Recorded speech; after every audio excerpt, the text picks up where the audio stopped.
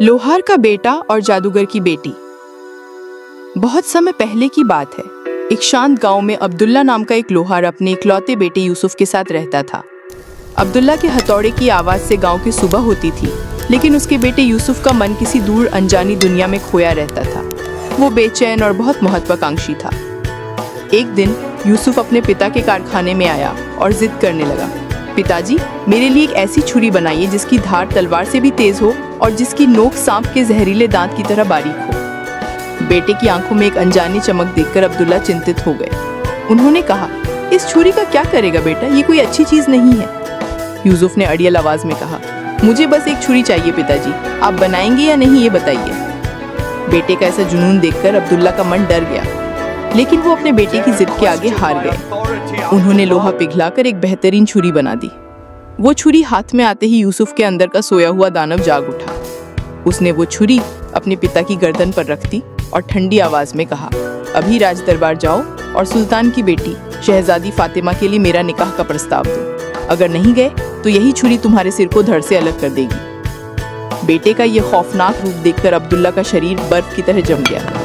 वो समझ गए कि उन्होंने जो छुरी बनाई है उसने सिर्फ लोहे को ही नहीं बल्कि उनके बेटे के घमंड और लालच को भी धार दी है। अब उनके आगे गहरा समंदर था और पीछे जलती हुई आग। राजा के पास जाने का मतलब मौत थी और न जाने का मतलब अपने ही बेटे के हाथों एक दर्दनाक मौत। आखिरकार उन्होंने सोचा, बेटे के हाथों बेइज्जत होकर मरने से बेहतर है राजा के हाथों मरना। कम से कम इतिहास में लिखा जाएगा कि एक लोहार अपने बेटे के लिए राजा की बेटी का हाथ मांगने गया था। अगले दिन कांपते हुए पैरों से अब्दुल्ला सुल्तान के दरबार में हाजिर हुए। उनका प्रस्ताव सुनकर सुल्तान की आंखें दहिकती आग की तरह जल उठी।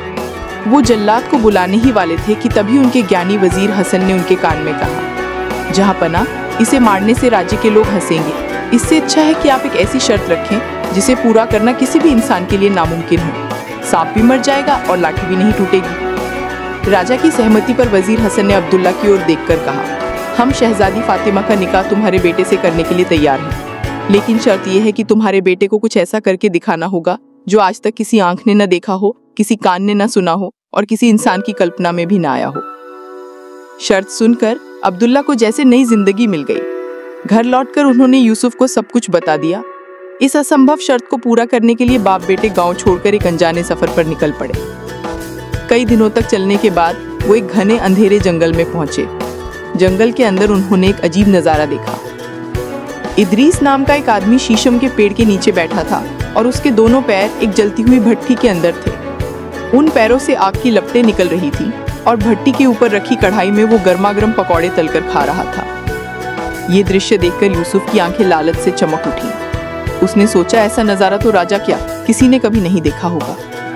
उसने इदरीस से उसे अपना शिष्य बनाने का अनुरोध किया। इदरीस ने बेपरवाही से कहा, आगे जाओ, मेरे उस्ताद उमर बैठे हैं, उनके पास जाओ। वे और गहरे गए तो देखा कि बरगद के पेड़ के नीचे बैठे उमर ठीक उसी तरह अपने पैर भट्टी में डालकर जलेबी तल रहे हैं।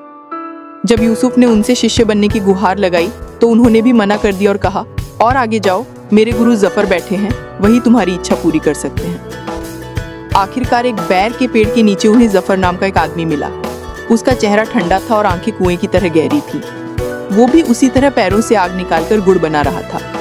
जफर ने यूसुफ की बात सुनकर एक रहस्यमय मुस्कान दी। बोला, मैं तुम्हारे बेटे को शिष्य बनाने के लिए तैयार हूँ।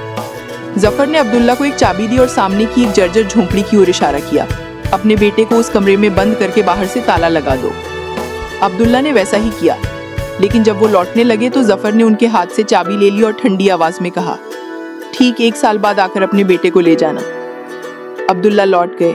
उधर कमरे के अंदर यूसुफ भूख प्यास से तड़प रहा था। जब उसने कमरे के चारों ओर देखा तो उसका खून जम गया। पूरा कमरा इंसानी कंकालों और हड्डियों से भरा पड़ा था। वो समझ गया कि जफर असल में एक आदमखोर जादूगर है जो शिष्य बनाने के बहाने लोगों को यहाँ लाकर मार डालता है। मौत को निश्चित जानकर उसका घमंड चूर चूर हो गया। वो फूट फूट कर रोने लगा और अपने पिता के बारे में सोचने लगा, अपनी गलतियों पर पछताने लगा। अचानक उसने दीवार पर एक बड़ी हड्डी से वार करना शुरू कर दिया। दिन रात एक करके वो दीवार खोदने लगा। आखिरकार जब दीवार तोड़कर वो बगल के कमरे में दाखिल हुआ तो उसने एक अकल्पनीय दृश्य देखा। वो कमरा किसी शहजादी के महल की तरह सजा हुआ था और उस कमरे के नरम बिस्तर पर एक बेहद खूबसूरत युवती सो रही थी। उसका नाम आयशा था। यूसुफ को देखकर आयशा पहले तो डर गई, लेकिन फिर शांत हो गई। उसने उसकी सारी कहानी सुनी। आयशा ने कहा, बाहर जो गुड़ बना रहा है वो मेरा पिता जफर है। वो एक भयानक जादूगर है, लेकिन तुम चिंता मत करो, मैं तुम्हें बचाऊंगी। मैं भी जादू जानती हूँ, अपने पिता से भी ज्यादा। आयशा जफर ही की बेटी थी, लेकिन उसका दिल दया से भरा हुआ था। उसने यूसुफ को अपने पिता से भी ज्यादा शक्तिशाली जादू सिखाना शुरू कर दिया। देखते ही देखते 2 साल बीत गए। यूसुफ अब एक माहिर जादूगर था। 2 साल बाद जब अब्दुल्ला लौटे तो जफर ने उन्हें उस कमरे की चाबी देकर कहा, जाओ अपने बेटे को ले आओ।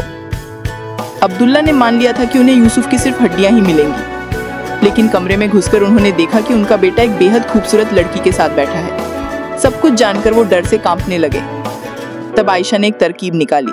उसने अब्दुल्ला से कहा कि वो रोते रोते जफर के पास जाकर कहें कि उनका बेटा मर चुका है और वो सिर्फ उसकी हड्डियां ले जाना चाहते हैं। जफर मान गया और उसने एक बड़ी चादर दी। अब्दुल्ला ने उस चादर में यूसुफ को छिपाया और कंधे पर उठाकर बाहर निकल गए। जाने से पहले आयशा ने यूसुफ को चेतावनी दी, रास्ते में कमाई के लिए इस जादू का इस्तेमाल मत करना। मेरे पिता लालच की गंध पहचान लेते हैं। अगर तुमने ऐसा किया तो वो तुम्हें ढूंढ निकालेंगे।